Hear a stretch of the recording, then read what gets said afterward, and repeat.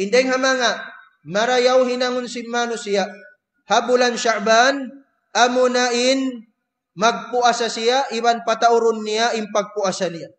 Long Ibn Rajab, rahimahullah, walamma kana Sya'ban kalmuqaddimati li Ramadan, syuri'a fihi ma yushra'u fi Ramadan.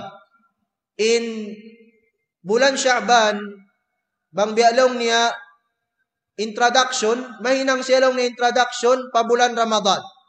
Na indamik yan lang niya, sabab sinyad to, siyara ka to, in bang uno ra isa bin siyara, ha bulan Ramadan.